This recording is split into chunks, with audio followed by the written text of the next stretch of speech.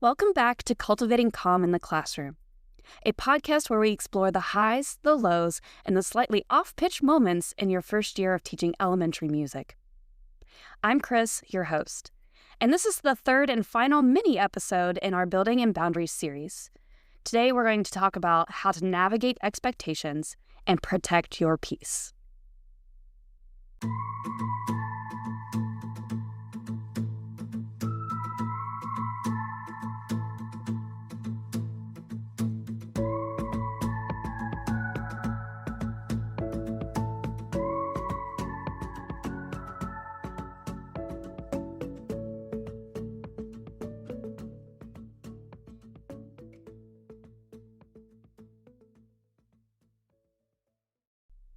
If you've been following along, you've explored your teaching style and student behavior through an observational lens.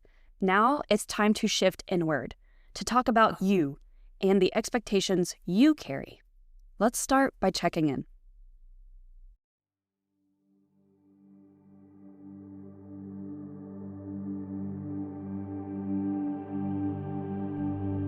I call this what's mine to carry. Let's take a moment to breathe together. Inhale for 4, hold for 4, exhale for 6. Do this in your own time.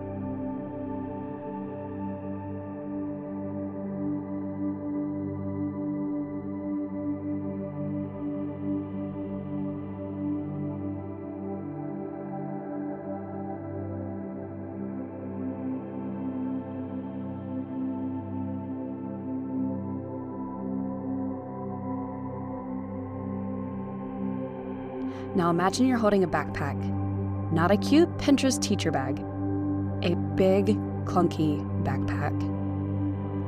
Inside are all the things you've picked up during your week of teaching. A student's unknown meltdown in the middle of a rhythmic activity, an email about hallway transitions, a lesson that completely flopped, a looming observation, continued journaling, that new dance trend your students love, that makes no musical sense but brings them so much joy. The list goes on. Take a moment to imagine your backpack full of expectations and situations that you have personally packed. Now ask yourself, which of these are mine to carry, and which ones am I allowed to set down? Take out what you can, as much as you can. Use physical motion to do so. Actually unpack your bag.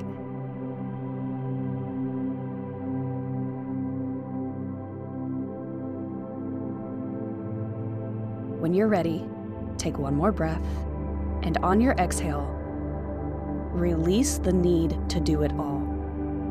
Going forward, allow yourself to carry only the things you need.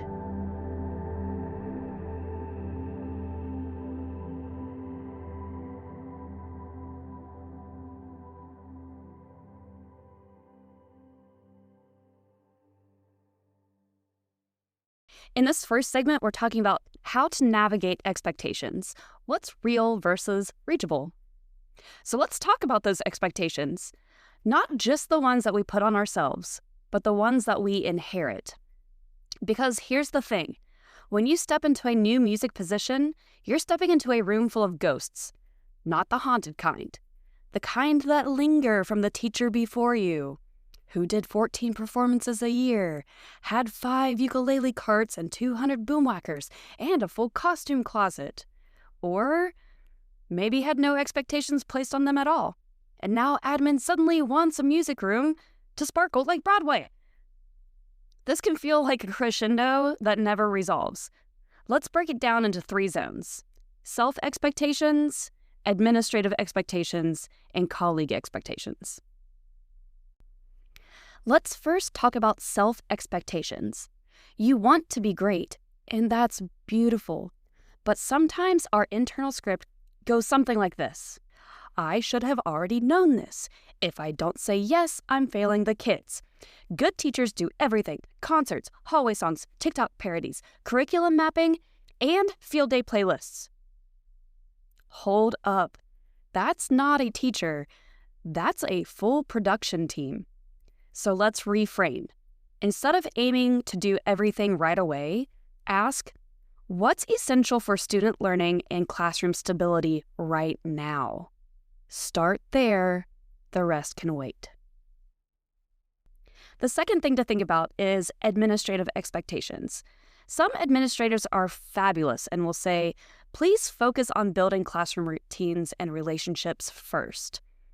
Others might come in hot with, we would love to see a winter musical for every grade level with choreography and live animals. Deep breath. Their enthusiasm is not your emergency. It's okay to say, that's a great vision. For this year, I would love to focus on XYZ and build towards something like that in the future. You're allowed to scale strategically. Think long game, not burnout. You also have expectations that come from your colleagues. It's sweet, but sometimes overwhelming coworker energy. You might get a question like, can you teach my kids a song about fractions? Or will you put something together for the literacy parade? Or the kids loved the colonial jig last year, can you bring that back? Here's the truth. Cross-curricular work is beautiful when it's done collaboratively, not when it's dropped in your lap. A polite, professional no or not at this time is a complete sentence. You are not a vending machine of theme songs.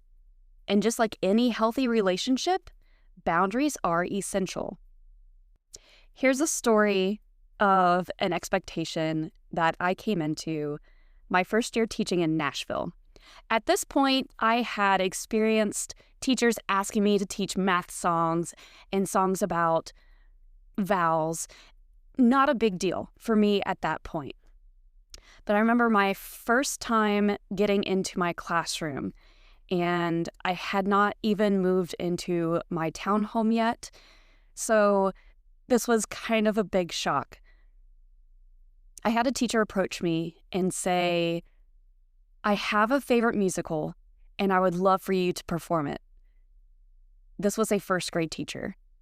I was like, oh, okay, well, I will definitely look at it. And I did. This musical was not meant for first graders. This musical had partner songs, it had harmony, the lyrics were really complicated, and I was like, there's no way that 6-year-olds are going to be able to perform this, so that's off the table. Every year, this teacher asked me for the same musical, and every year, I had to politely decline and give these students a show that they could be successful with. Long story short, this teacher retired last year. We've been teaching together for 6 years at this point, and I made a promise that the year she retired, we would do that musical. And we did. And they were successful. Anyway, let's jump back into things. Creating your non-negotiable list. Let's get practical. I highly recommend every new music teacher create a non-negotiable list for your first year. This is a list of boundaries that supports your well-being and your students' learning. Before anything else, before performances, before social media projects, before themed bulletin boards. Here are a few examples. Build consistent classroom routines by October. Establish 3 to 4 engaging, repeatable lesson structures. Get to know every student's name by December.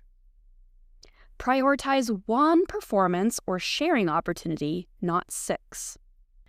Your list might look different. Everything else that is not on that list can wait. This mindset is not lazy, it's sustainable. Because when you meet every expectation at once, you're going to lose your own tempo. And guess what? You're the conductor, and tempo is crucial.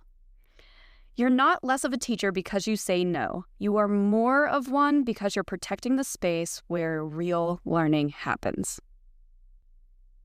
That's it for today's mini episode of Cultivating Calm in the Classroom.